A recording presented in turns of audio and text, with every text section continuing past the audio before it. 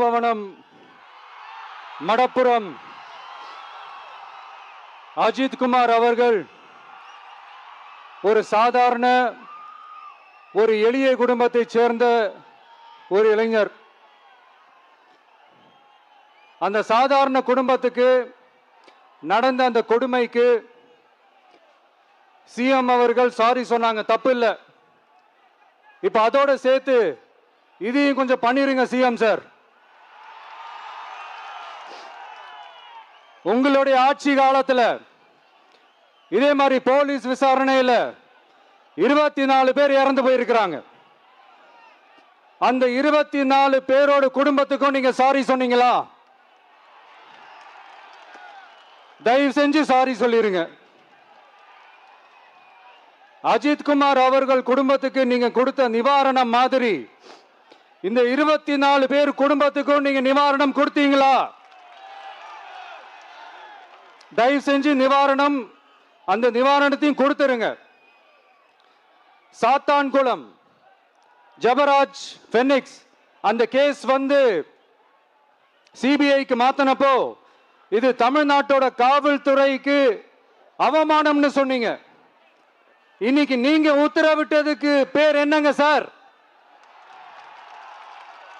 அதே தானே அன்னைக்கு நீங்க சொன்னதும் இன்னைக்கு நடக்கிறதும் அதே தானே? அதே சிபிஐ தானே? அதே சிபிஐ ஆர்எஸ்எஸ் பிஜேபியோட கைப்பாவையாத்தான் இருக்கு. ஏன் நீங்க அங்க போய் ஒளிஞ்சிக்கிறீங்க? ஏன்னா தமிழக வெற்றி கழகம் டிவிகே சார்பா நீதிமன்றத்தோட நேரடி கண்காணிப்புல ஒரு சிறப்பு புலனாய்வு குழு விசாரணை அமைக்கணும்னு ரொம்ப ஸ்ட்ராங்கா கேட்டிருக்கோம்.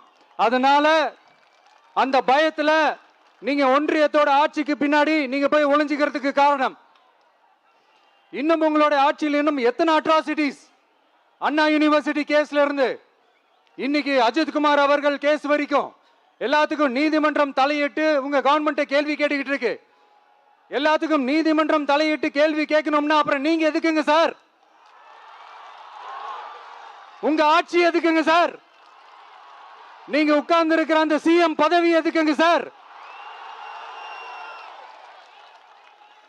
எப்படி கேள்வி கேட்டாலும் உங்ககிட்ட இருந்து எந்த பதிலும் வர போறதில்ல. ஏன்னா இருந்தா தானே வரும். மேக்சிமம் உங்ககிட்ட இருந்து வர பதில் சாரிமா,